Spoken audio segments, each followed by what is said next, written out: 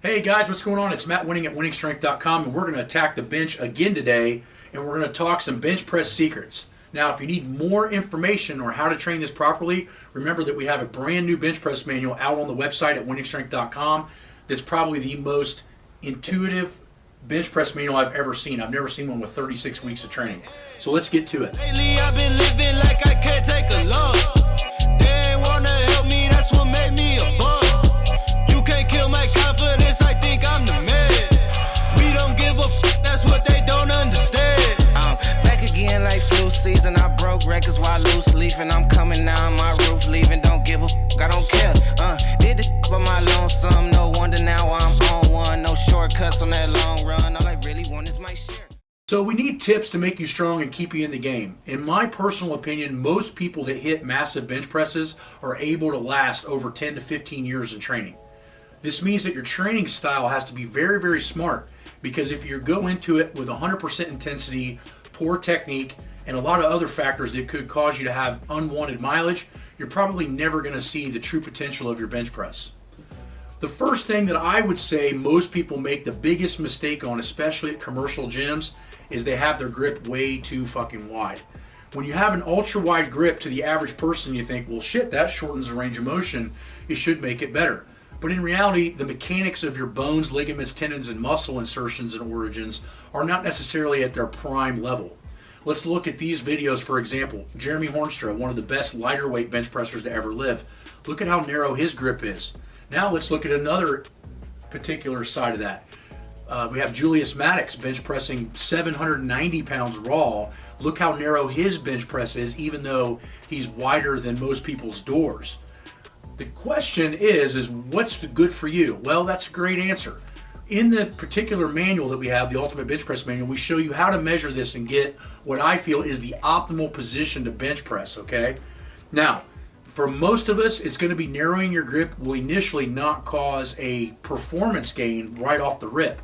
But over the course of 6 months to a year, your bench press will rise dramatically by putting the pressure in areas that can take more wear, which is usually the elbow and not the shoulder. The next thing that I think that we need to focus on to make sure that your bench press is going high, and probably one of the biggest tips I can give you, is stop focusing on pecs and start focusing on triceps and upper back.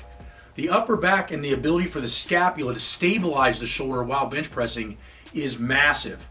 You can't press what you can't stabilize. This is also why we use a lot of chaotic method training and a lot of unstable environments in order to make sure that the subscapular muscles and rotator cuffs are growing and training at the same rate that the bigger muscles are.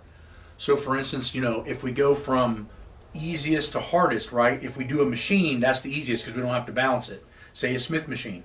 Then the next thing would be a barbell. Then the next thing would be dumbbells. And then the next thing would be something chaotic that has oscillation or bouncing. Now, we utilize all of these different scenarios for different reasons.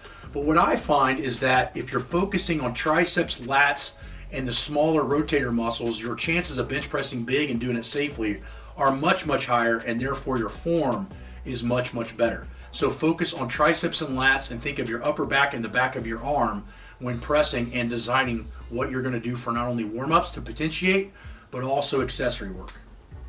The last thing, and it's kind of hit on it a little bit, is small muscles are usually the limiting factor. Rotator cuff, teres minor, and infrasupraspinatus, which is all included in that, are usually muscle groups that people don't directly train, but become the nagging issues that stop people from bench pressing big. So what does this mean? This means a little preemptive measurement by doing some internal, external rotators, Poliquin rotators, doing specialized lat pull downs, pullovers, and proper back work is going to allow you to be able to press for many years and tons of volume without having shoulder pressure. Most people's bench press, even at the elite level, fall apart because their upper back isn't as strong as their upper chest or their anterior delts. Why is this the case? Well, for one thing, most people utilize the bench press too often in their training. But for another, they're not doing 2 times the back volume as they are the front. In our particular manuals, we've always designed our training with online coaching manuals and all that to develop a 2-to-1 ratio to not only enhance pressing power, but also maintain posture so that we don't have any faulting issues with the neck, the shoulders, or the thoracic spine. What we find is that most people that train a bodybuilding style split or linear periodization do not have this philosophy and therefore create more mileage and more damage. So if you need more help, go on to winningstrength.com, check out the Ultimate Bench Press Manual, and also get a hold of us for online coaching if you have minimal equipment, time, or different stressors that need to be accounted for. Talk to you guys later. Lately I've been living like I can't take a loss. They ain't wanna help me, that's what made me